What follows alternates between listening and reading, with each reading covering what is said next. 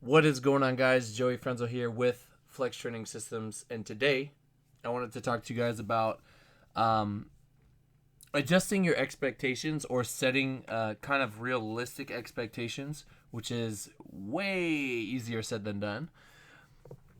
What kind of sparked this topic in my mind?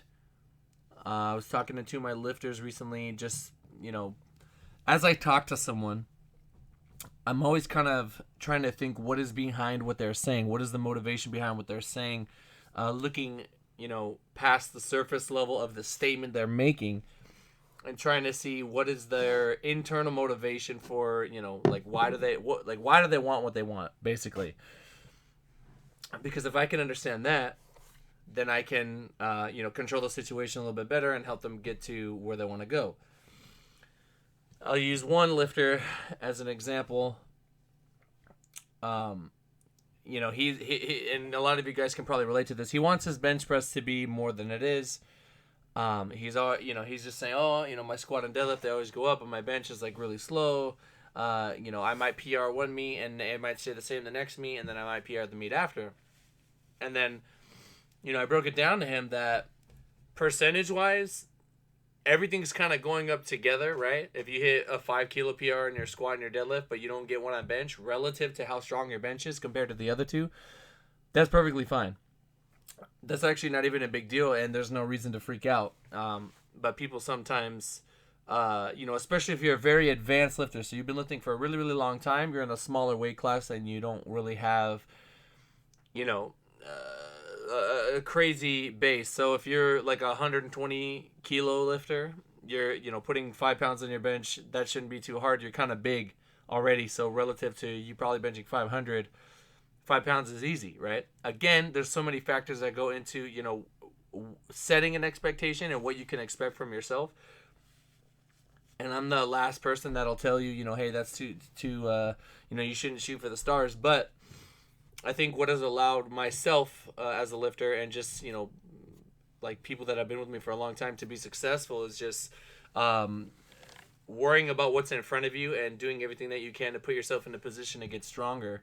Um, I'll use myself as an example. I I'm my mentality towards each lift is probably very different than that of some of the guys listening to this video.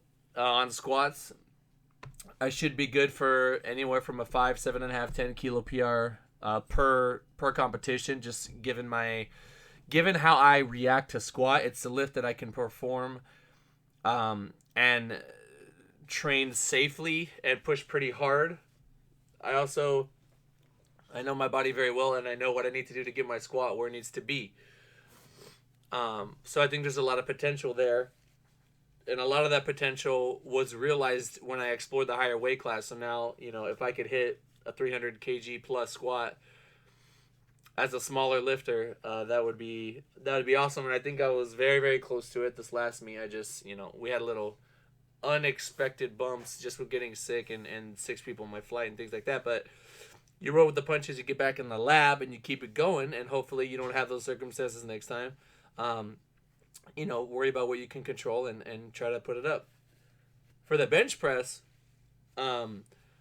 right, so before I started dealing with the little issues that I'm dealing with, and the diet, dieting down has a lot to do with this, I was very content with just keeping, if I can keep my bench at 210, so 463, right, pounds, and increase the other two, my total is going to move up.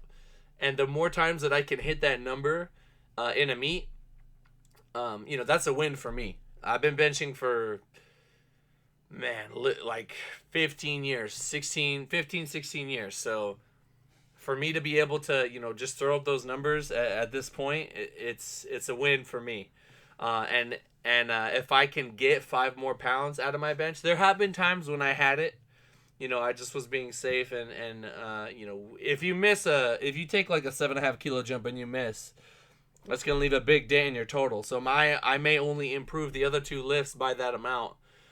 Again, training for a very, very long time, my goals are gonna be different, than someone who's more genetically advanced than me, who's a newer lifter with a higher base or something like that. And the deadlift, I'm perfectly fine with 5 pounds per meet, given my body structure and how inconsistent my deadlift is in meets. In terms of, I will literally do the same thing, and it just depends on who's judging that day. At the Arnold, I got 3 whites on every deadlift. I didn't get a single red. Granted, it was also I was in a lighter weight class, so I didn't have the issues that I have when I'm heavier. Um, it was an Ohio power bar. There's just a lot of other things that played into my favor when it came to deadlift. I mean, the 6 people in my flight didn't, and the fact that I was the first deadlifter didn't, but we got it. We got it done, and I was content with the 5 pound PR. I was so happy with the 5 pound PR. I went down a weight class, 25 pounds ish, and I went up 5 on deads. Had a little bit more. Definitely, I think I could have muscled 650. Very happy with that. But that's my journey. Those are my goals. That's what I expect from myself. 5 to 7 kilos on squat, the same or if not 5 pounds on bench, and then 5 to 10 pounds on deadlift. That's for me, and I'm perfectly content with that, and I'm excited to train. I rarely get burnt out. I think I'm very rare in that sense where like I just train. Like I just got to go to training, and I'm happy to get those little improvements, right? Because I've been at it for such a long time. You guys you might be able to say 20 kilos after X amount of time might be a little bit more realistic expectation. Getting back into my lifters, right? So my other guy that I was talking to, he was telling me about a number he wanted, right? And you guys have heard me talk about it many times before. You don't want to get caught up in numbers, because then you tend to overstep your boundaries, right? So you slip out the pocket, right? And you might bite off a little bit more than you can chew. You might cause an injury.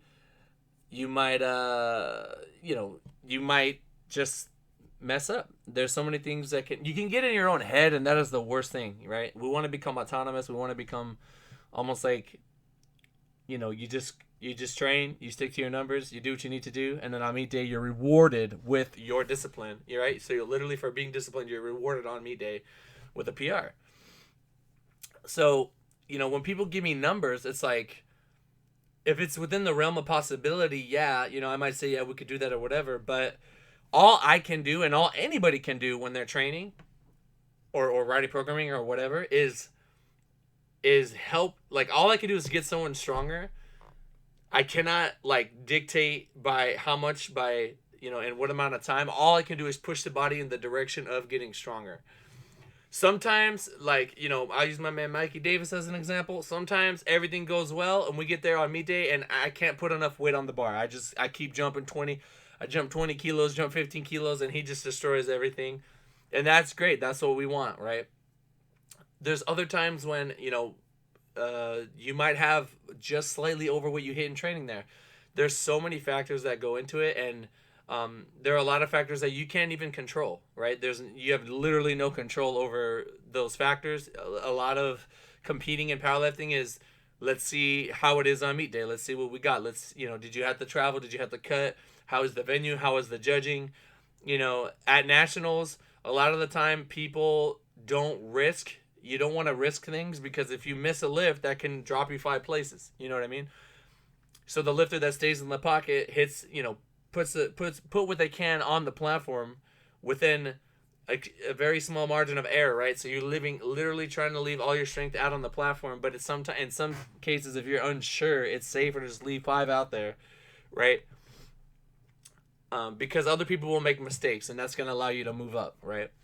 And if they're perfect and you're perfect, then it's going to come down to micromanaging and things like that. But anyway, the point is, I don't even like giving people numbers to the very, very, very, very, very last minute, because I don't want them thinking about numbers in training, thinking like, oh man, I need to hit, a triple of this weight until, I need to hit a triple of this weight in order to end up with this third attempt. Nah, don't even worry about that. You just focus on your training. When it's time, we'll take a look at everything and set you up. But that's all I wanted to talk about today. Just setting realistic expectations, understanding, the same lifter that I was talking to, he was dealing with an injury. He's got a long time ago, he had an injury to his arm. He has a metal plate in his arm, and it gives him problems. And you know, we just have to be careful with that, and when we push, it starts to ache and things like that. And you have to be real with yourself. You have to understand, like, yo, like, you can want to squat the world, you can want to lift the world, but you have to be real with yourself. And once you're real with yourself and you understand where you're at, then you can pick smarter goals. You won't set an expectation that will end up probably being a disappointment if you don't get there, because it's probably going to be too high. um you know, I long term, you can have big goals. I want that. I want people that are ambitious. I want people that want to get somewhere. I want people that have a plan, like, you know, things that a role that they would perhaps like to fulfill in the future, right? A position they want to achieve. That's what's going to drive us forward. That's what's going to keep us, you know, that's like way, like you have a goal in your mind, right? And you want to just do everything that you can, meet by meet, day by day, you know, month by month, to help you get to that big goal. You guys hear me talk about it all the time. I have these lifters that come to me. They say, I want to go to IPF Worlds, and I'm like, all right, let's, you know, do what we need to do to get there. You know, train, compete, train, compete, train, compete. Oh, what do you know? You qualify it. You know what I mean? Takes time though. It's a process, and not something that happens overnight. And just, that's why I can't stress, you know, staying in the pocket, being real with yourself, choosing realistic expectations. It's so important. It's literally everything. Um, and yeah, having that internal motivation is a big factor, but that's a whole another video. But yeah, guys, I guess I could leave this off with a question for you guys. What are some realistic goals you have for yourself? So you know how I have my goals for my lifts, right, per meet. What are some goals that you guys have for yourself? I'm interested to see what you guys have to say. If you made it this far, man, you hashtag real one in the comments. Let me know you made it this far. I know you guys like seeing me on camera, but I really enjoy these audio videos because I can just, you know, I literally have like very low volume music in my ear right now, and I can just get in my mode and go put my thoughts down. But yeah, guys, that's all it is. Just being real, and that carries over to life. Just being real with yourself, understanding where you're at, understanding where you want to go, and doing what you need to do, putting in the work every day to get there. So, alrighty, guys, thank you so much for listening. We got a big, massive 2018 coming up. And thank you guys. I'll talk to you in the next one. Peace.